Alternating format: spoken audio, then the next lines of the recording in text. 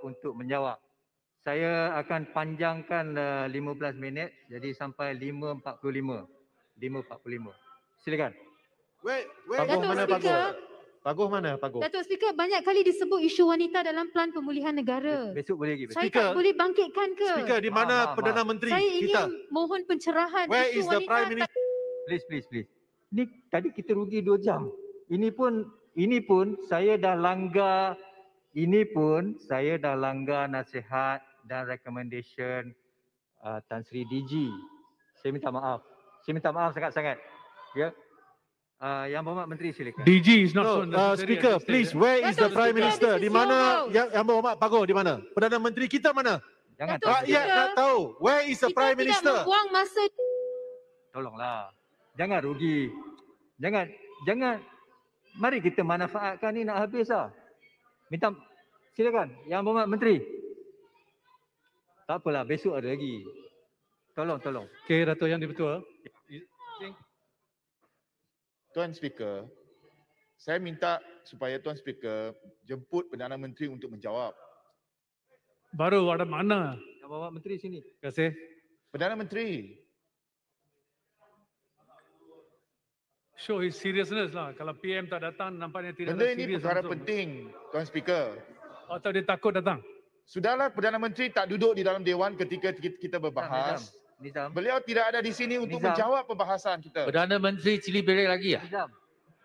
Check tu mikrofon. Saya mohon, Datuk Speaker, Ada surat doktor. supaya Dewan No, where is the Prime Minister? Tolonglah hormati Dewan Rakyat. Satu point of clarification, tolong minta sekejap. penjelasan sebelum Menteri Kewangan jawab.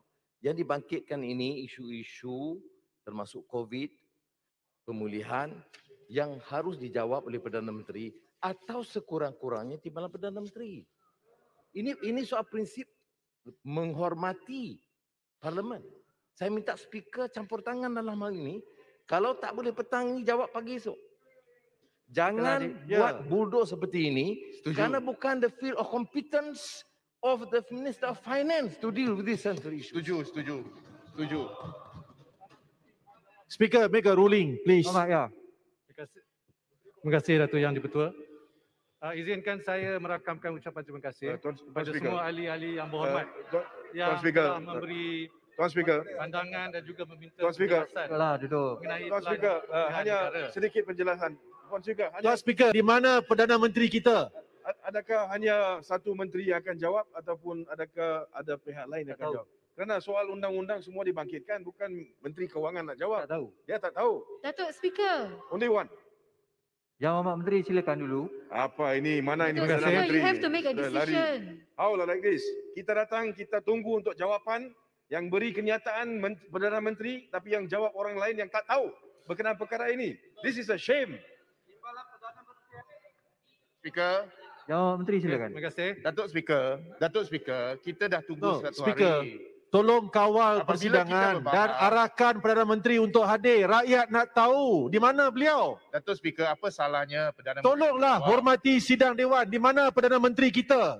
Kenapa beliau tidak ada masa untuk menangani perkara-perkara ini? Beliau patutnya jawab. Datuk Ini Speaker, melibatkan Silakan, isu ya. rakyat. Yang Berhormat Menteri silakan. Menteri, Tuan Speaker. Yang Berhormat Menteri. Menteri ada dalam Dewan ini. Datuk Where Speaker, is the ini Prime bukan Minister isu now? kewangan. Where is the Prime Minister? Di Datuk mana Speaker, Perdana ini bukan Menteri isu kita? Semata-mata kewangan sahaja. Ini adalah isu polisi, isu dasar. Bagilah Yang Berhormat Menteri menggulung dulu, menjawab dulu. Salah dia. Datuk Speaker, Speaker. PM kata nak kerjasama tapi dia tak datang Ini pun. fair.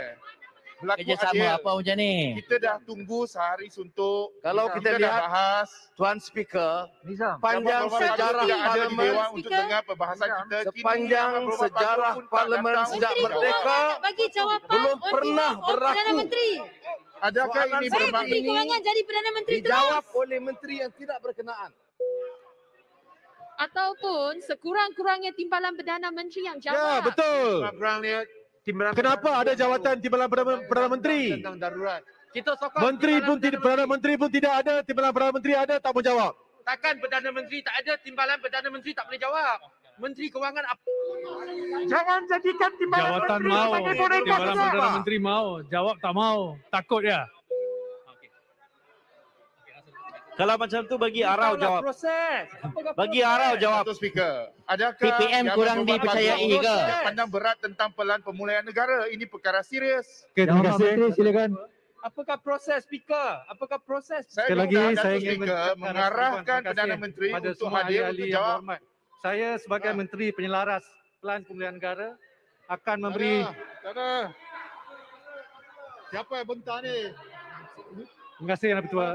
Seperti yang disebut oleh Yang Amat Berhormat Perdana Menteri tadi. Datuk Speaker, Datuk Speaker. Saya sebagai Menteri Penyelaras Menteri Pelan Pemulihan Kewangan Negara hari Khamis. akan menjawab soalan-soalan yang telah dibangkitkan. Datuk Speaker, adakah Perdana Menteri berminat untuk terus menjadi pemimpin negara ini? Datuk Yang Betul. Adakah Yang Amat Berhormat Pago berminat untuk terus menjadi Perdana Menteri?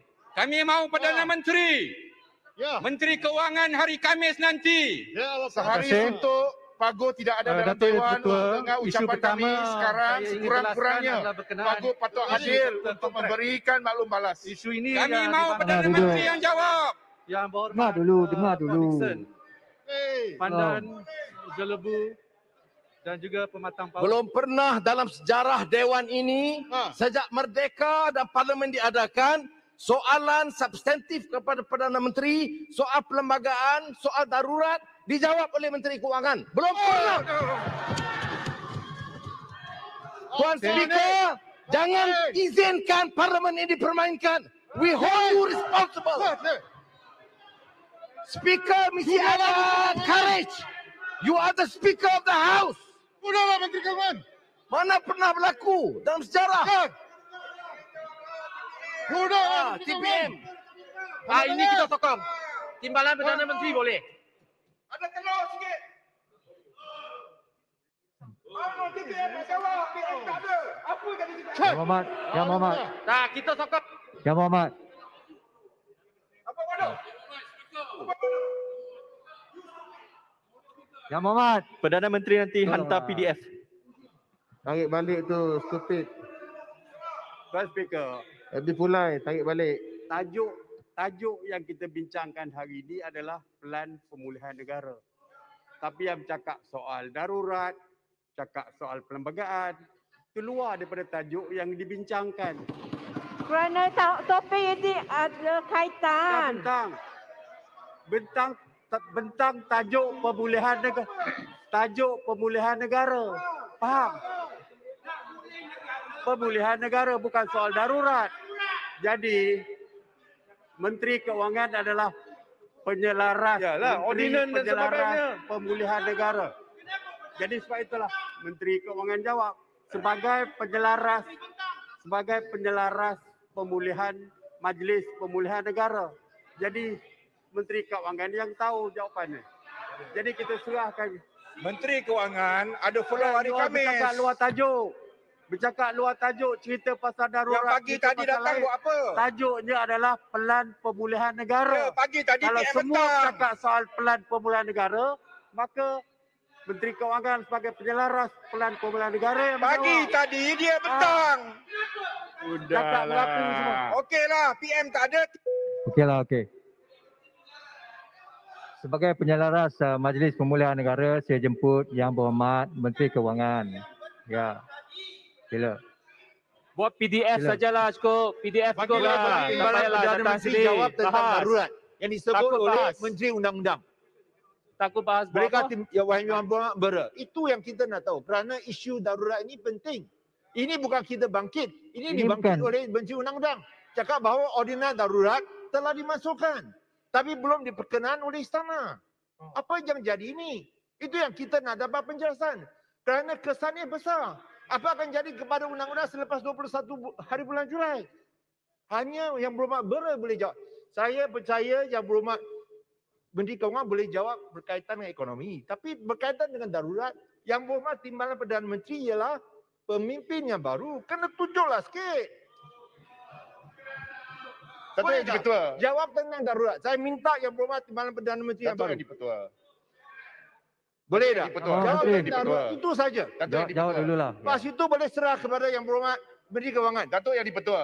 Datuk Yang Di-Pertua. Saya tidak setuju dengan apa yang dikatakan oleh YB Bera tadi bahawa darurat tidak ada kaitan. kerajaan sendiri yang telah menyatakan mereka laksanakan darurat untuk pemulihan negara, untuk menyelamatkan negara daripada COVID. Kalau kita nak bincang tentang pemulihan negara, maka isu darurat wajib dibincangkan. Ini isu penting. Ini isu penting. Dan Kita satu ada lagi, darurat tu besok. satu lagi, sepanjang hari Okey, tadi Ratu kita yang dah Ketua. dengar. Kita dengar Saya tadi akan jawab ucapan Sila. mengenai plan pemulihan negara Duduklah, pada duduk. petang ini. Datuk Kita Speaker. dengar dulu jawapan. Datuk Kita dengar Speaker. dulu jawapan.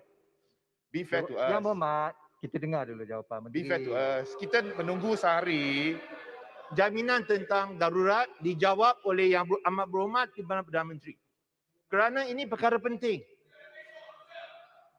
Tapi Darurat hari Menteri Isnin. Undang-Undang nanti akan jawab. Nanti selepas Menteri Kewangan, Menteri Undang-Undang akan jawab. Bukan hari ini. Hari ini.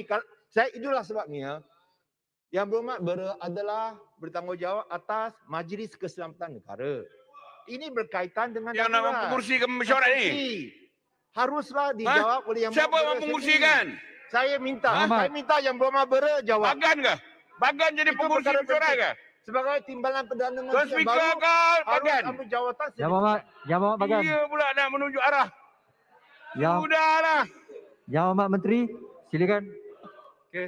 Ini Jangan bagi can lagi lah. Diamlah kamu. Tidaklah. Yang Berhormat Bagan. Yang Berhormat Bagan. Berani dulu lah. Yang kena Itulah. pecat tu tak payah buat bising lah. Yang kena Tinggal pecat lagi tadi. 30 minit je. Jangan berani. Yang Berhormat Menteri, silakan. Terima kasih Yang Di-Pertua. Saya akan jawab soalan-soalan mengenai plan pemulihan negara pada petang ini.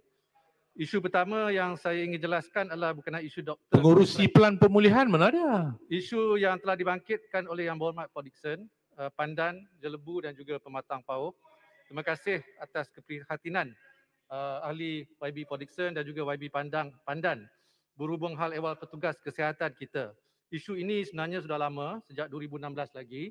Kerajaan sangat prihatin kepada tuntutan kumpulan petugas kesihatan berstatus kontrak ini dan sedar sumbangan dan peranan mereka sebagai barisan hadapan kesihatan dalam memberikan perkhidmatan kesihatan yang terbaik kepada rakyat, terutamanya dalam situasi pandemik COVID-19.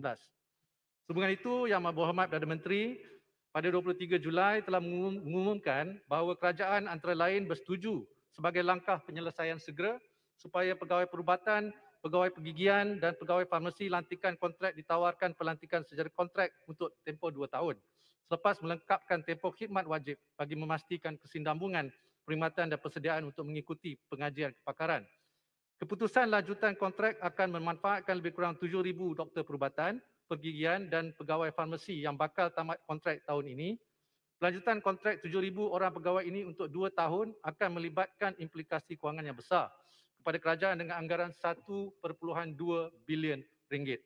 Minta Di penjelasan. samping itu, Minta penjelasan. Ya, saya terima kasih Datuk Speaker.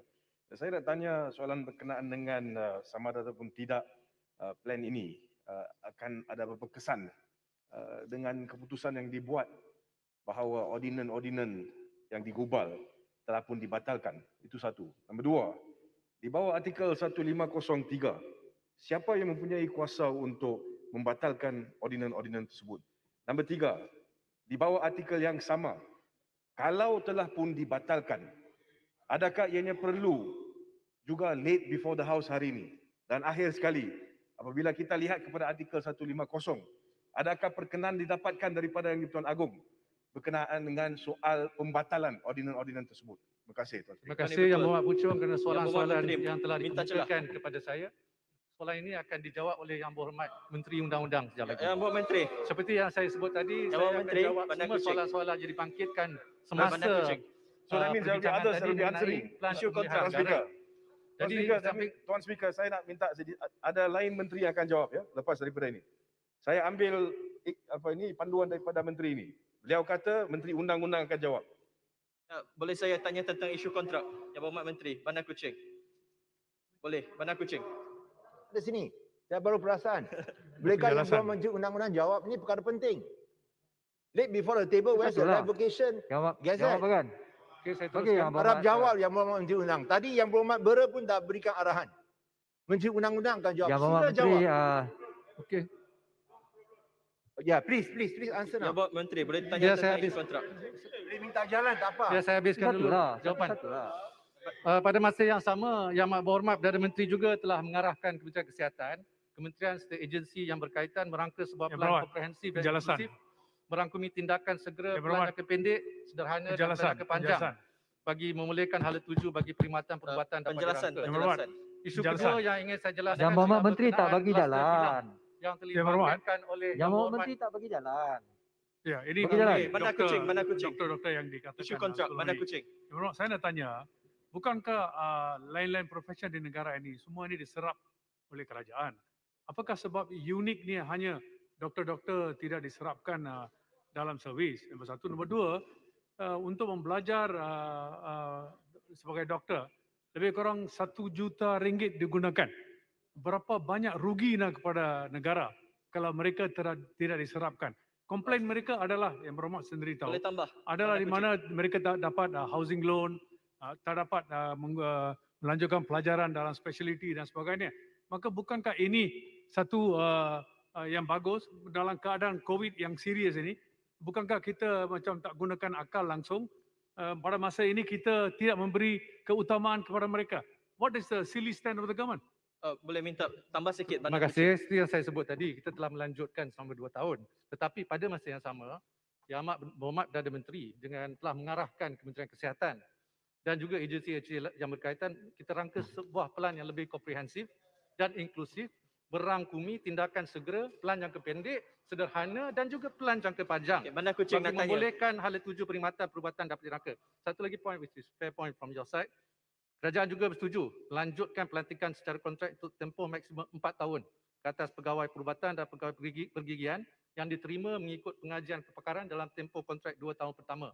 Jadi langkah ini bagi memastikan pegawai-pegawai yang berkenaan berjaya melengkapkan pengajian kepakaran Yang Berhormat, masing-masing. Boleh Berhormat, Isu yang Bandar satu Kuching. lagi Mohon adalah celah, isu kluster kilang yang disebut oleh Yang Berhormat Podikson. mohon celah. Mohon celah. Bandar Kuching. Gopeng. Terima kasih Yang Bandar Kuching Berhormat boleh Menteri. selepas Gopeng. Ini berkenaan dengan lanjukan kontrak kepada mereka yang dapat hadiah latihan persekutuan. 4 tahun sebenarnya tidak cukup. Betul. Ini menunjukkan bahawa yang buat keputusan tidak tahu Exactly. career pathway untuk pakar. 4 tahun ini tempoh minimum untuk habiskan Master of Medicine. Boleh saya Selepas tambah, Bandar itu Kuching. tempoh untuk gazetment. Jadi 4 tahun pasti tidak cukup. Sila kaji semula. Ya, Bandar Kuching, Bandar Kuching. Saya hanya nak sebelum YB Shalom saya jawab sikit. Boleh bagi Bandar Kuching. Saya tambah Bandar Kuching. Terima kasih Bagi YB. Menteri. Hanya doktor yang dapat perkhidmatan wajib mengikut undang-undang dan dengan itu sejak dahulu tidak semualah yang menjalankan khidmat wajib akan kekal dalam perkhidmatan kerajaan. Dasar membenarkan peluang-peluang kontrak memberi lebih bilangan graduan doktor untuk menjalani latihan wajib ataupun dishousemanship selaras dengan bilangan graduan perubatan yang kian meningkat. Okey, boleh minta penjelasan. Bandar Kuching, Bandar sini. Ya. Terima kasih Habib Menteri. Ini satu isu yang sangat mustahak. Sebenarnya Perdana Menteri telah menjanjikan bahawa hanya perlukan 2 bilion untuk selesaikan isu kontrak ini. Kenapa kerajaan tidak memperuntukkan 2 bilion ini? Inilah doktor-doktor kita, petugas-petugas kesihatan kita yang telah merawat, telah menjaga kita dalam masa pandemik ini. Malah penyelesaian yang diberikan is half baked. Kenapa? Seperti yang dikatakan Yang Berhormat Gopeng tadi, tidak cukup masa dan ada satu syarat di mana mereka boleh apply untuk HLP, tetapi jika mereka tidak dapat HLP dalam masa itu, mereka tidak dapat extension of the contract. Saya bagi tahu, in reality, on the ground, that 2 years extension, they will not get HLP sebab ada lagi permanent post yang juga applying for HLP. So how do you guarantee this? This is not a comprehensive solution. Dan Perdana Menteri kata 2 bilion untuk selesaikan masalah ini. Kenapa tak memperuntukkan untuk doktor muda kita? Hari ini saya nampak gambar, saya nampak video mereka hatau in the hospitals. This is heartbreaking. When the doctors are walking, that shows that the system is broken. And please do something about it dengan izin. Terima kasih Yang Berhormat Bandar Kuching. Boleh saya jawab soalan tadi? Tempoh masa pelanjutan selama 2 tahun tadi seperti saya sebut tadi, dibuat supaya penyelesaian yang lebih holistik dapat diperincikan kerana melibatkan aspek perundangan seperti tempoh perkhidmatan wajib selain yang lainlah. Tapi saya terima komen tadi. Saya YB Syalam. Ya, saya mudah je soalan. 4 tahun tu, 4 tahun tu. Saya bukan doktor, so saya punya soalan bukan bersifat seperti mana yang dikemukakan oleh Kuching. Saya terkejut bila menteri menjawab bahawa kerajaan prihatin dengan masalah yang dihadapi oleh doktor-doktor kontrak. Tetapi penyelesaiannya seolah-olah langsung tidak prihatin. Kerana doktor-doktor kontrak ini memohon penyelesaian yang muktamad di mana mereka tidak lagi menjadi sebagai pekerja kontrak yang masa depan mereka tak terjamin. Dan penyelesaian yang diberikan 4 tahun kontrak, it implies that for the next 4 years this practice will carry on. So bagaimana kita boleh kata kita prihatin? Ya. Terima kasih Yang Berhormat Syalam. Kuala Selangor Saya nak jawab soalan Yang Berhormat Pak Dixon mengenai isu kilang tadi. Tangga Batu. Berdasarkan data Kementerian Kesihatan, Menteri, mungkin Menteri tak faham soal pakar. Masih isu Tapi doktor. tak akan seluruh kerajaan tak ada orang yang tahu karier untuk seorang pakar. Kementerian Kesihatan ada orang yang melalui karier yang sama. DG mesti tahu. Semua doktor di Kementerian Kesihatan pun tahu. Tak akan tak ada tanya. 4 tahun tak cukup. Yang Berhormat. Terima kasih. Terima kasih Menteri. Saya terpaksa mengajukan perkara ini kepada Menteri. Ya, apakah Menteri sedar ataupun Yang Berhormat Pagoh sedar ya bahawa dalam langkah-langkah yang dicadangkan dalam pelan pemulihan itu hampir seluruhnya telah dibangkitkan oleh 46 pakar-pakar perubatan yang telah mengemukakan cadangan-cadangan itu pada Januari 2021, 7 bulan yang lalu, ketika kes hanyalah 3,000. Hari ini kes sudah mencecah 1 juta, Menteri. Apakah Pagoh was sleeping on the job? Kerana perkara yang dibangkitkan, yang nak dimasukkan ya dalam langkah-langkah pelan pemulihan itu antara lainnya saring jejak asing, FTTIS, menggunakan RTKAG, ya, dan perkara-perkara yang bersambutan dengan meletakkan kategori 1 dan 2 jangan dibawa ke hospital, termasuklah juga tentang vaccination yang mahu dicadangkan oleh 46 pakar itu sebagai mengambil pendekatan whole of government and whole of society approach. Tapi hari ini Menteri tolong beritahu kepada Yang Berhormat Pagoh bahawa he is 7 months too late. Dan sebab kerana itu, kita telah menyaksikan 1 juta kes dengan kematian hampir 6,000 yang sangat malang. This is why ya, saya minta supaya Menteri beritahu kepada YB Pagoh, he has lost touch. Dia telah aloof, disconnected daripada akar rumi seperti mana yang disebutkan oleh YB Muaz. Kuala Selangor League, Kuala Selangor di Selangor. Saya ada berita saya besok Menteri Kesihatan ada membuat penerangan. Tangga Batu sikit Yang Berhormat. Tangga Batu boleh. Ini pelan pemulihan yang dibangkitkan oleh Perdana pemulihan Menteri. Tangga Batu. Boleh sikit ya, Berhormat? Sikit ya. Terima kasih Yang Betul. Saya ingin bertanya, apakah yang dipulihkan? Ya, contohnya jika doktor kontrak ditamatkan kontrak sedangkan pandemik sedang menggila dan golongan-golongan muda yang profesional ini teraniaya. Bagaimana kita nak jawab kepada anak-anak yang bercita menjadi doktor bahawa bidang ini tidak menjanjikan masa depan. Belajar bertahun-tahun dan menjadi hero sejak pandemik. Namun disampahkan begitu saja. Terima kasih.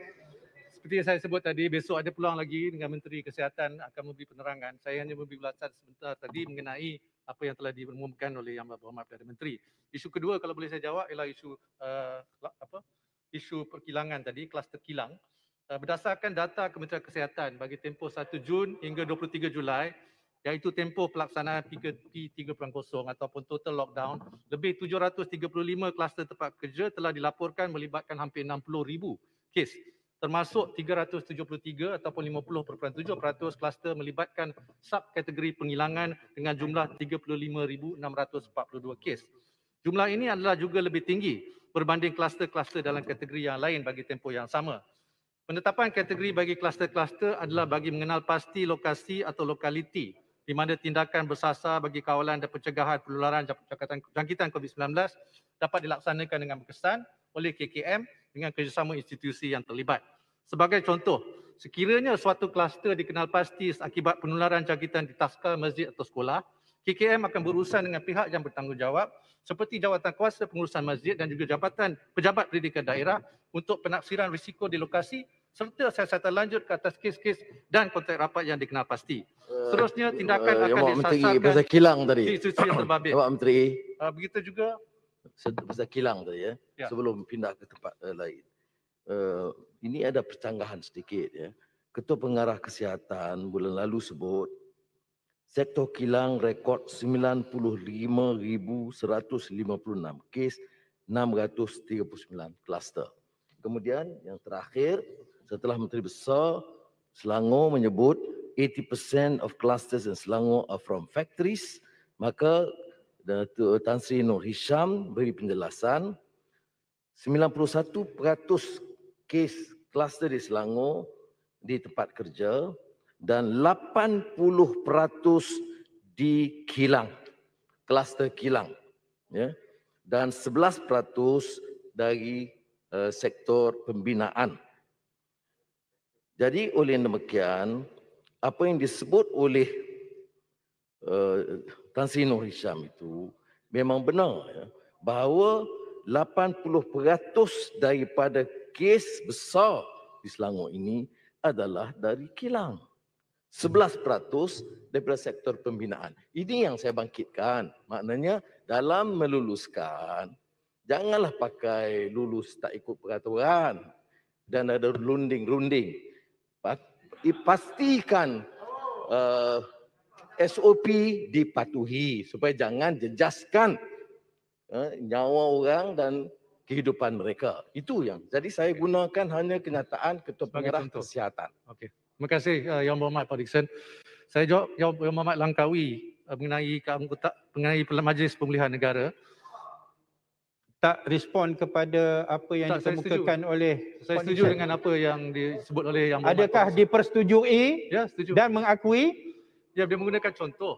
Saya setujulah apa yang disebut oleh Yang Berhormat. Maknanya tindakan MITI membenarkan kilang-kilang ini dibuka tanpa kawalan adalah satu tindakan yang tidak bertanggungjawab. Adakah itu yang dimaksudkan? Tak, saya berkata. Sekiranya begitu, biayanya dijelaskan bahawa Menteri MITI telah melakukan satu tindakan yang tidak bertanggungjawab membenarkan berlakunya tersebar COVID ini oleh kerana diarah buka tanpa ada kawalan. Tak payahlah tunjuk graf-graf. We're not interested. Just explain. Datuk Speaker, saya minta izin untuk membantu Yang Berhormat Menteri Keuangan memberikan penjelasan. Pertama, perlu bantuan ke Menteri Keuangan? Sian dia. Semua keputusan yang dibuat adalah secara kolektif dalam Majlis Keselamatan Negara. Itu yang pertama. Sebelum keputusan yang dibuat oleh Majlis Keselamatan Negara, semua kementerian akan membentangkan pintu depan, pintu belakang. Dengarlah. Salam dengarlah. Pintu depan. Salam. Ada yang buka pintu belakang. Pintu depan, pintu belakang, berah kata. Sebelum MKN membuat keputusan, setiap kementerian dipanggil untuk membentangkan positive list dan juga negative list.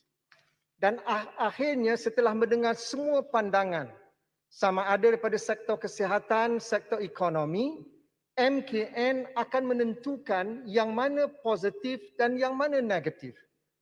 Peranan MITI hanya untuk koordinat supaya senarai yang telah diputuskan sebagai positive list dibenarkan untuk beroperasi kerana pada ketika ini MITI mempunyai sistem yang bersepadu dengan penyelarasan semua kementerian dan agensi supaya ada satu one-stop center untuk menentukan mana sektor dan subsektor yang boleh beroperasi hasil daripada keputusan yang dibuat oleh MKN. Itu yang pertama. Okay, saya nak ucapkan terima kasih kerana dulu, sekarang ni yang bersalah bukan saja MITI. Dengar dulu. Seluruh kabinet.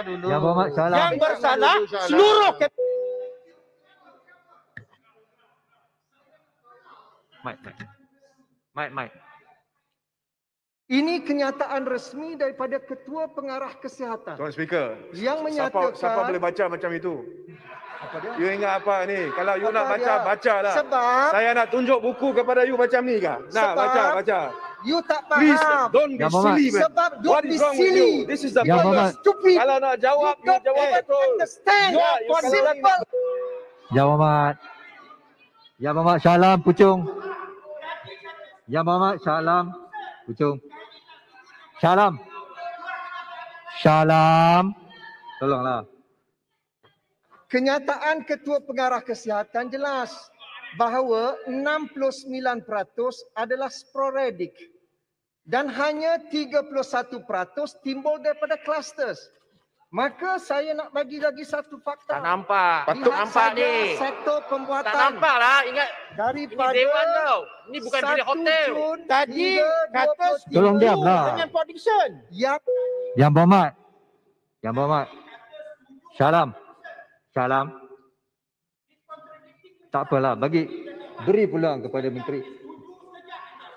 Ya Muhammad. Silakan. Yang berhormat Gombak, tolong baca. Kabur, tak nampak. Kabur. Tolong baca. Tak apa, nanti kalau boleh Yang Berhormat edarkan semua tu kepada pihak Mangkang. Sebab kabur speaker kabur. Macam video kabur. nak tunjuk daripada 1 Kena forensic check lah. 1 Jun hingga 23 Julai. Ini data CPRC daripada Kementerian Kesihatan yang membuktikan dalam tempoh yang berkenaan ada 408,134 kes. Ada 1,203 Pagu melantik Gombak sebagai Tolonglah, Kepala Perdana Menteri. Dengarlah. Bera duduk sana tak Wadi tanggung jawab. tanya soalan, adalah 35,000. Yang Berhormat Menteri bagi Dan penjelasan ini tapi tak nak dengar.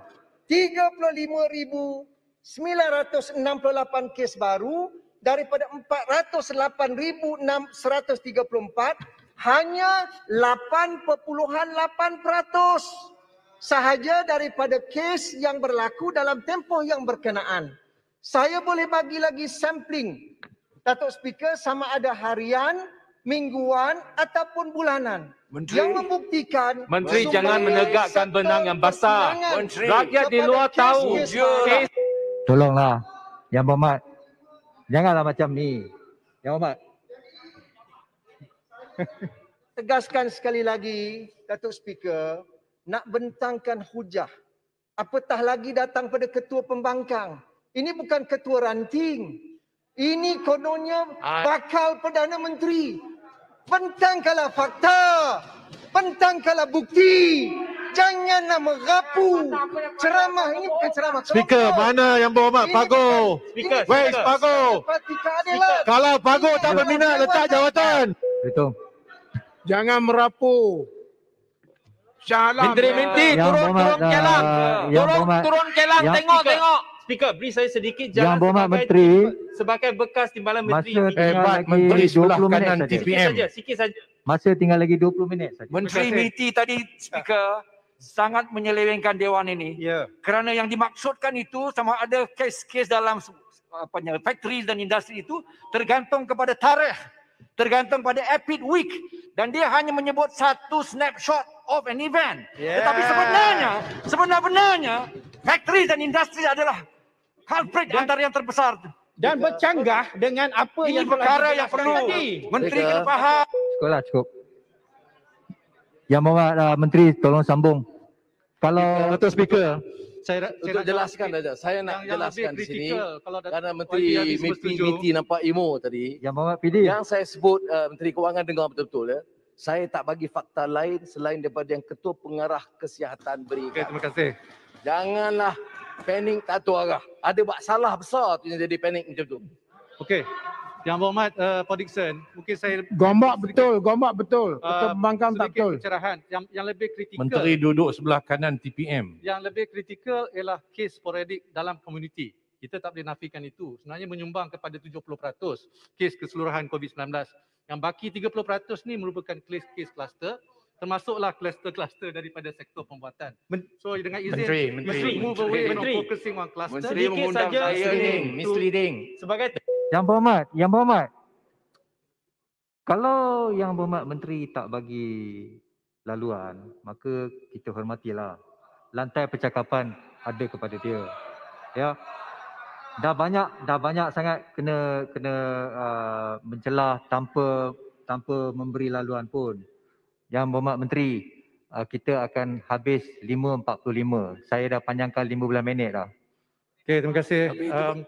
Jadi kita nak jawab Sedikit saja soalan tentang Yang kilang. Berhormat Langkawi. Misleading. 2 minit saja. 2 minit. 2 minit. Data is misleading. 2 minit. Mohon celah. 2 minit. 2 minit saja tentang epidemiologi. Menteri tak faham virus. Sebab itu what you say is misleading. Yang sporadik yang tak dapat dikesan. Dia bukan sporadik out of nowhere. Dia berasal daripada kilang. You got to Okey, trace. terima kasih Yang Berhormat Gopeng. Kilang. Tapi itulah fakta dan data daripada Kementerian Kesihatan. Saya nak okay. Menteri bagi bangi ke? Ya, sebagai mantan bekas Bangi. Timbalan Menteri MITI, saya nak mungkin bantu Gombak sikitlah. Banyak bantu lah. Bantu sikit saja. Kerana ada banyak salah faham di mana mereka ada ramai orang kata okey, kluster kilang tu adakah ia berasal dari proses pembuatan di kilang ataupun ia berasal daripada tempat penginapan pekerja kat kilang. Saya rasa ini adalah sesuatu yang perlu dijelaskan oleh Gombak. Kerana apabila kilang itu ditutup seperti ramai di kawasan saya di Belakong dan Kajan dan sebagainya, apa yang berlaku ialah pekerja kilang tu kebanyakan mereka orang asing, pekerja asing tu mereka di tempat penginapan yang share bersama dengan kilang yang lain. Dan bila itu berlaku, mereka tak ada kerja, mereka pergi ke flat ataupun apartmen kawan-kawan lain untuk ambil makanan, untuk masak bersama dan sebagainya, dan itu adalah salah satu sumber di mana pekerja asing tu wabak tu menular. Jadi ini tidak bermaksud bahawa kilang wabak tu ditular di kilang, tetapi mungkin adalah di penginapan. Jadi the source is from the accommodation. Itu adalah isu yang perlu ditangani, ya. Okey, Gombak saya bantu sikitlah, okey? Saya setuju. Terima kasih. Kalau saya YB Salam boleh saya teruskan jawab YB Langkawi dulu. Walaupun dia tak ada di sini. Ini berkenaan Majlis Pemulihan Negara.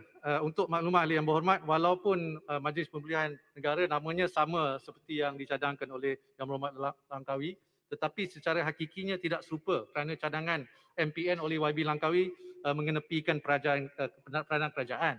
Kerajaan berpandangan bagi memastikan Malaysia berjaya keluar dari kemulut pandemik COVID-19, pendekatan seluruh negara atau dengan izin whole of nation adalah amat penting. Cadangan mengenepikan peranan kerajaan hanya akan memburukkan lagi keadaan, malah akan menyebabkan usaha kita menjadi tempang. Atas dasar inilah kerajaan telah bersetuju untuk MPN diperkukuhkan dengan pelibatan pakar dari pelbagai sektor industri, sektor swasta dan juga NGO serta pakar-pakar ekonomi, sosial dan kesihatan. Mereka ini akan berkongsi kepakaran dan pengalaman masing-masing. Malah Yang Amat Berhormat Perdana Menteri selaku pengerusi telah menyatakan undangan beliau kepada pihak pembangkang iaitu pejuang sebagai ahli MPN dan juga Pakatan Harapan dan Warisan. Menteri Kewangan. Saya nak sebut satu je lah. Terima kasih. Hujah itu secara rasional mungkin boleh dipertimbangkan. Kalau kita tak ambil kira bahawa kerajaan yang sedia ada setahun lebih telah gagal. Apabila kerajaan ini telah gagal and is clearly clueless atas cara bagaimana nak menangani pandemik ini, maka saya menganggap campur tangan kerajaan yang ada ini hanya akan menyulitkan. Terima kasih Yang Berhormat Shah Alam. Saya ambil maklum. Isu kesesakan di hospital juga dibangkitkan oleh Yang Berhormat Langkawi dan juga Yang Berhormat Jelebu. Soalan. Adalah Yang Berhormat. Ini saya ada bangkitkan persoalan tentang wakil daripada pembangkang dalam Majlis Pemulihan Negara. 3. Jadi 1 daripada PH. Cukupkah seorang wakil itu daripada PH? Dalam PH itu pun ada 3 parti di situ. Kenapa wakil 1 saja? Dan saya ada mencadangkan 3 lah. Okay, saya akan bentangkan cadangan di dalam Majlis Pemulihan Negara nanti. Terima kasih Yang Berhormat. Isu yang dibangkitkan oleh Yang Berhormat Langkawi dan juga Jelebu ialah mengenai kapasiti di hospital. Tentang keanggotaan Majlis Pemulihan. Yang Berhormat Menteri Kewangan, terima kasih. Saya nak cadangkan juga bukan setakat menambahkan ahli dan juga hak untuk bercakap bagi pihak pembangkang, tetapi juga memberikan peluang kepada pembangkang untuk mencadangkan anggota-anggota NGO dan pakar-pakar supaya tidak hanya ada satu cadangan daripada kerajaan saja. Terima kasih. Terima kasih Yang Berhormat Bukit Mertajam. Sekali lagi saya akan bangkitkan isu ini dalam MPN mesyuarat yang akan datang ini. Terima kasih. Jadi mengenai balik kepada kesesakan kapasiti yang dibangkit oleh Yang Berhormat Langkawi dan juga Jelebu, kesesakan kapasiti sistem kesihatan awam ni adalah satu faktor yang amat penting. Justeru kapasiti sistem kesihatan awam, terutamanya penggunaan kapasiti ICU adalah satu daripada 3 indikator utama yang perlu dipantau rapi dalam Pelan Pemulihan Negara dalam konteks peralihan secara berfasa. Ekoran penggunaan penuh kapasiti hospital khususnya di Lembah Kelang, kerajaan telah menguburkan Greater Klang Valley Task Force untuk menangani tekanan Ini mimpi pun Lembah Pantai. Nak bertanding Lembah Pantai ke Menteri? Lain macam tu. Sorry YB Lembah Pantai. Pertama, Dimaafkan. kerajaan telah menyediakan peruntukan tambahan 350 juta untuk Kementerian Kesihatan bagi meningkatkan kapasitinya merawat pesakit COVID-19. Kedua, kerajaan juga telah mengamalkan pendekatan whole of government dan juga meningkatkan kapasiti rawatan COVID melalui mengoptimalkan kapasiti hospital pengajar seperti di UKM dan UM dan juga hospital tentera Tuanku Mizan dan penyediaan hospital Medan oleh Kementerian Pertahanan dengan peruntukan setakat ini 100 juta ringgit. Ketiga, mengambil juga pendekatan whole of nation dengan melaksanakan penyumberan luar kes ataupun decanting daripada hospital kerajaan kepada hospital swasta dengan peruntukan sebanyak 210 juta ringgit. Untuk makluman ahli yang berhormat, PPN memberi penekanan kepada vaksinasi rakyat yang secara tidak langsung akan mengurangkan kes bergejala dan tekanan ke atas kapasiti hospital awam insya-Allah. Dari segi kadar vaksinasi seperti yang semua maklum setakat Menteri, hospital sikit. Boleh izin? Anto Jaya. Ya, terima kasih Datuk. Betul. Ini tentang hospital tadi dimaklumkan. Saya nak tanya straight tentang hospital Medan. Saya ingat Menteri Pertahanan pada sini. Saya telah bangkitkan dalam dialog hari itu ialah tentang kelambatan di satu tempat tu untuk membangunkan hospital Medan. Misal contohnya di Melaka kan. Kita ada masalah di hospital dengan kapasiti ICU yang sekarang sudah berlebihan. Jadi Esko Kerajaan Negeri kepada ketika itu umumkan bahawa mereka akan bangunkan hospital Medan tetapi dalam masa 2 minggu. Dan ini satu tempoh masa yang terlalu lama, mengambil kira Melaka itu ada 2 kamp tentera, kamp komando dengan kamp terendah. Jadi saya ingat adakah isu yang timbul isu kewangan ataupun birokrasi yang menyebabkan lambatnya untuk kita bangunkan hospital Medan ini. Terima kasih. Terima kasih. Menteri, Jelebu Menteri. Jelebu, silakan. Soalan saya tadi. Ya. Menteri, saya minta penjelasan daripada kerajaan tentang peranan 46.9 hospital swasta yang masih lagi tidak terlibat dalam kes rawatan COVID ini. Kerana ini boleh mengelakkan Yang Berhormat Menteri kes yang berkaitan dengan brought in date atau BID ini. Kerana ini akan memberikan kesan yang sangat mendalam kepada masyarakat. Saya cuma minta penjelasan apakah tindakan dan usaha kerajaan supaya 46.9% ini turut memberikan kerjasama terhadap usaha kerajaan ini. Terima kasih. Terima kasih Yang Berhormat Jelebu.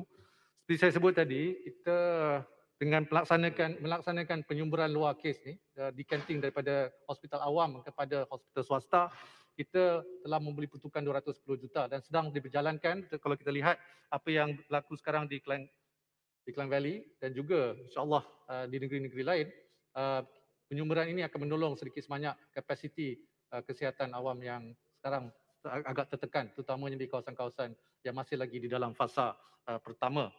Untuk maklumat ahli yang berhormat, kita kena beri penekanan kepada vaksinasi rakyat yang secara tidak langsung ini pun akan mengurangkan kes bergejala dan tekanan ke atas kapasiti hospital awam. Dari segi kadar vaksinasi setakat 24 Julai, Malaysia merekodkan 1.29 dos per 100 penduduk, antara kadar vaksinasi yang tertinggi di dunia. Malah Malaysia telah berjaya merekodkan jumlah vaksinasi harian tertinggi pada 22 Julai yang lepas, iaitu sebanyak 507,000 dos. Perkara ini jelas diperhatikan di negeri Sarawak yang setakat 25 Julai telah berjaya memberi vaksinasi lengkap kepada 55% penduduk dewasanya dan seiring dengan peningkatan vaksinasi, negeri Sarawak telah menunjukkan penurunan ketara kes COVID dalam ICU di mana biasa habis. Sabah daripada Sabah. Okey, Habib. Okay, terima kasih. Terima kasih Datuk Speaker. Saya ingin mengaitkan dengan apa dibahas oleh Menteri berkenaan dengan Sarawak. Kenapakah Sarawak sangat successful dengan vaksinasinya, whereas di Sabah kami adalah paling lowest, dan kenapa tidak ada keseimbangannya dengan Sabah dan Sarawak? Maka kami di Sabah adalah producer minyak terbesar, contributor to barrels per day, yet you do not even consider Sabah. Thank you. Tambahan yang Bapak Menteri, isu yang sama. Kalau lihat kepada statistik yang Bapak Menteri, setakat ini peratusan populasi Sabah yang telah divaksinasi hanya mencatat 9.7%. Dewasa komplit 13.7%. Yang Amat Berhormat Ketua Menteri mensasarkan bulan Oktober 2.7. But now we are at 300k only. So persoalan kita yang Bapak Menteri, kenapa Sabah ini rate vaksinasi ini terlalu lambat? Jangan nak tirikan Sabah seperti selalu yang Berhormat. Tentang isu vaksinasi ini, please. Webi, sorry, saya rasa itu ada penerangan Menteri Vaksinasi pada hari Rabu. Okey, mungkin saya boleh jawab sikitlah apa yang saya boleh ingat ni. Antara faktor yang menyumbang dengan kadar yang lebih rendah di Sabah, yang berhormat, adalah kadar pendaftaran yang lebih rendah, iaitu 39.2% berbanding dengan Sarawak 86.8%. Yang Bapak Menteri minta dibetulkan. Dia lambat pendaftaran sebab di Sabah ini kita menghadapi masalah network, terutama khususnya di kawasan luar bandar. Itu yang kita sebut. Masalah MySejahtera di kawasan pendalaman negeri Sabah tidak terpakai. Itu sebabnya pendaftaran MySejahtera agak rendah jika dibandingkan dengan negeri-negeri yang lain. Perlu juga saya tapi yang berhormat di samping itu perlu juga saya sebut. Ada juga yang mendaftar di Sabah, tapi apabila vaksin dia akan suruh pisah alam daripada Sabah. Ada beberapa kes. Ini lagi satu, ini bukan hal pendaftaran jawab. Kemudian dari pendaftaran, ada pendaftaran yang dibuat oleh JPKK di peringkat kampung dan sebagainya. Tapi masalahnya vaksin. Vaksin tidak ada lagi di Sabah. Bukanlah vaksin yang masalah, bukan saja pendaftaran. Jangan sebut pendaftaran saja. Terima kasih Yang Berhormat Tuan. Di samping itu, jawab YB Tuan tadi, Kerajaan Persekutuan telah bersetuju untuk menyokong usaha Kerajaan Negeri Sabah dengan membekalkan vaksin single dose, terutamanya untuk meningkatkan tahap vaksinasi di kawasan pedalaman untuk membantu Negeri Sabah. Saya nak habiskan isu mengenai bila yang Bapak Menteri kena sebut bila, sebab kita ni dijanji banyak kali, tetapi ialah mungkin 5-6 tahun jadual ni akan dari sekarang. dipincikan oleh Sebut Yang nama Berhormat apa nama vaksin dia? Apa nama Khairi sebut? pada hari Rabu nanti. Boleh sebut nama vaksin? Yang Berhormat Nanti kalau Yang Berhormat boleh sebut dan Yang adakah Berhormat vaksin Khairi ini sudah dilulus atau macam mana? kan okey kalau nak juga sebut, tapi saya nak biar Yang Berhormat Khairi sebut, tapi kalau saya nak sebut juga hari ini kan duanya ialah CanSino dan Johnson & Johnson. Inilah dua single dose vaksinasi yang akan dihantar ke negeri Sabah.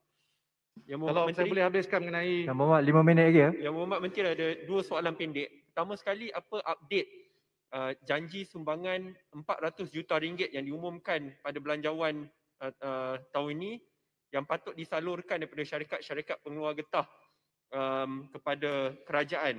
Itu pertama. Kedua, apabila Yang Berhormat Menteri dan kerajaan pun akui ada masalah fiskal untuk kita berikan bantuan yang penuh kepada doktor-doktor kontrak, diperlukan dalam 2 bilion ringgit. Apakah cadangan untuk kita kenakan cukai keuntungan luar biasa kepada syarikat-syarikat gergasi yang profiteer excessively semasa tempoh COVID? Terima kasih Yang Berhormat Menteri. Yang Berhormat Menteri, berkaitan ni Pontian, saya harap dijawab segala apa yang kita cadangkan. Soalan saya tadi ada, cadangan saya ada 32 dan saya menunggu jawapan bertulis kepada semua 32. Kalau Yang Berhormat Menteri tentunya tinggal 4 minit lagi, mana cukup masa. Saya menunggu jawapan 32 cadangan tadi. Terima kasih. Terima kasih. Boleh saya jawab dulu, saya nak habiskan dulu cerita pasal Sarawak, terus saya jawab soalan Yang Berhormat. 4 minit je lagi. Yang Berhormat. Bukit Mentajam boleh saya jawab, habiskan dulu. Thank you. Dalam kapasiti kesihatan awam tadi, hampir 100% sebenarnya di Sarawak pada awal Jun dan sekarang telah turun ke 33%. Apa yang ketara di Sarawak sekarang adalah daripada jumlah kes yang melebihi 300 sehari, tidak sampai 10 atau 3% yang melibatkan kes bergejala kategori 3, 4 dan 5. Yang berhormat Muar, cukai durian runtuh lah, cukai ataupun windfall tax. Bagi memastikan pelan pemulihan negara berjaya dan kita dapat keluar dari kemelut pandemik ni, kerajaan akan memastikan bantuan yang perlu diberikan bagi membantu rakyat dan juga perniagaan. Ini akan ditampung sama ada dengan mengoptimalkan perbelanjaan ataupun dengan izin expenditure optimization ataupun pinjaman. Dari segi windfall tax dengan izin, pada masa ini ia hanya dikenakan ke atas komoditi kelapa sawit berdasarkan threshold harga pasaran minyak sawit mentah bulanan. Sebarang pengenalan baru mengenai pengenaan windfall tax perlulah diteliti dengan berhati-hati kerana ia boleh memberi persepsi negatif kepada pelabur yang beranggapan kerajaan mengambil kesempatan atas keuntungan berganda yang dijana oleh syarikat berikutan krisis kesihatan yang melanda dunia.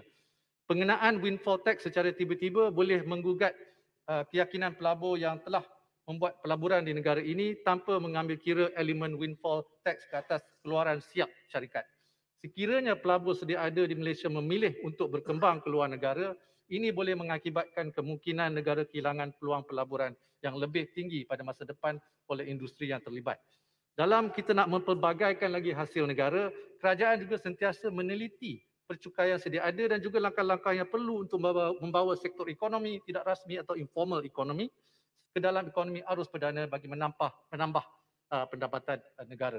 Jadi tambahan lagi, Yang Berhormat Muar, kerajaan akan terus berusaha memperkukuh dan memaksimumkan kutipan hasil cukai dan meningkatkan keapungan cukai melalui inisiatif pembaharuan cukai. Yang Berhormat, insyaAllah. Ya, terima kasih Menteri. Saya rasa jawapan Menteri berhubung dengan windfall tax itu agak sukar untuk diterima. Kerana pelabur bila dia datang, dia dah ada dia punya projected profit. Dan selagi mana ianya boleh mencapai lebih daripada itu, maka ianya merupakan satu pelaburan yang berjaya. Maka windfall tax ini dikenakan bagi syarikat-syarikat yang mendapat keuntungan yang berlipat kali ganda, yang unexpected oleh kerana krisis ini. Maka saya merasakan bahawa ianya tidak seharusnya menjadi isu untuk mana-mana pelabur kerana keuntungan yang telah pun diramalkan telah pun tercapai. Selagi mana itu dapat dijamin, maka ianya tidak semestinya menjadi satu masalah. Berhubung dengan masalah pendaftaran tadi, saya nak komen satu je lah. Kalau dah ada daftar 39% dari di Sabah dan kita buat hanya 9%, kita tak boleh gunakan kurangnya pendaftaran itu sebagai alasan. Kerana kalau kita dah buat semua 39%, lepas tu kita bolehlah kata pendaftaran itu satu masalah. Ya, itu pandangan saya. Terima kasih. Yang Berhormat, masa dah tamat. Boleh saya arahkan bahawa semua jawapan bertulis diberi kepada semua persoalan dalam masa 10 hari bekerja dari hari ini. Okey, boleh Yang Berhormat. Tadi yang Menteri Undang-Undang kata nak jawab tadi? Sekejap. Mengenai Menteri Undang-Undang mengenai darurat tu, kita ada topik khas untuk darurat pada hari Isnin. Saya arahkan Menteri Undang-Undang dan saya akan beritahu Tuan Setiausaha Dewan Rakyat tolong beritahu Menteri Undang-Undang supaya beliau menjawab semua persoalan tentang darurat pada hari Isnin 2 hari bulan Ogos. Tuan Speaker. Jadi dia akan bentang jugalah pasal darurat hari akhir, Ya, bukan timbalan Perdana Menteri yang bentang. Ada dalam ni kan apa tu aturan urusan Aturannya timbalan Perdana Menteri yang bentang. Tuan Speaker. Isnin 2 Ogos. Saya arahkan Menteri Undang-Undang untuk menjawab semua persoalan darurat yang dibangkitkan tadi 2 hari bulan Ogos. Ya. Tuan Speaker. Datuk betul. Tuan Speaker. Boleh minta dijawab besok kerana ini perkara penting untuk memberikan Darurat, hari darurat lah. kepada Yang semua Berhormat, dah nak jawab saya bagi arahan. Tuan Speaker. Kita ikut. Tuan Speaker. Ikut atur cara lah, ikut atur cara. Saya nak tanya satu penjelasan. Pagi tadi Tuan Speaker telah memberi petua mengatakan bahawa Yang Berhormat Pagur akan hadir untuk memberi ulasan selepas mendengar perbahasan. Yang Berhormat Pagur tidak hadir. Saya tak bagi petua pun. Ada Yang Berhormat. Dan tadi Yang Berhormat Menteri Kewangan telah memberi jawapan. Kita sedang mendengar. Tiba-tiba Tuan Speaker mengatakan bahawa beliau tidak perlu untuk sambung dan jawapan akan diberikan secara bertulis 7 hari daripada hari ini. Sebab masa dah habis. Kita buang masa 2 jam pagi tadi. Buang masa? Ya, 2 jam. Kita tidak membuang masa, Tuan Speaker. Kita tak dengar persoalan ni, persoalan dalam agenda tu. Tuan Speaker, kenapa Tuan Speaker berlaku begini? Kerana dalam Dewan ini, rupa-rupanya Tuan Speaker Tuan Speaker, kita cadang kita berhenti, Tuan Speaker. Kita boleh tamatkan sidang kita. Sudahlah. No, Tuan Speaker. Bila saya kata, Yutung ni saya kata buang masa sebab semua boleh tamatkanlah.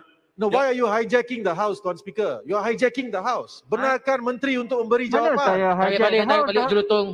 The house is here, everybody is sitting here. I'm No, not Tuan hijacking the Speaker, house. kenapa tidak membenarkan You are standing up to talk. Tuan Speaker? I think you are the one who's hijacking the house. Ya, kami ingin tahu. You are hijacking the house, Tuan Speaker. Kenapa menghalang, memberhentikan Menteri Kewangan memberi ulasan? Sebab masa dah habis 5.45, saya cuma boleh ada kuasa saya melanjutkan 15 minit saja. No, Tuan Speaker, tolonglah berlaku adil. Dan mengapa memberi arahan 7 hari untuk memberi jawapan? Perkara ini boleh disambung esok. Nak kena tulis semua kan? No, it can be continued tomorrow. Kenapa tidak dibenarkan untuk sambung esok benda untuk kami lain. mendengar penjelasan? Besok benda lain. Ya? Okey. Yang Hormat, yang No, buang Tuan masa Speaker. tadi ni kerajaan. Yang Hormat. Kalau dia beritahu daripada awal yang Sebelum saya menangguhkan Dewan, ingin saya memaklumkan bahawa esok adalah penerangan daripada Yang Berhormat Menteri Kesihatan berkenaan dengan tindakan menangani pandemik COVID-19.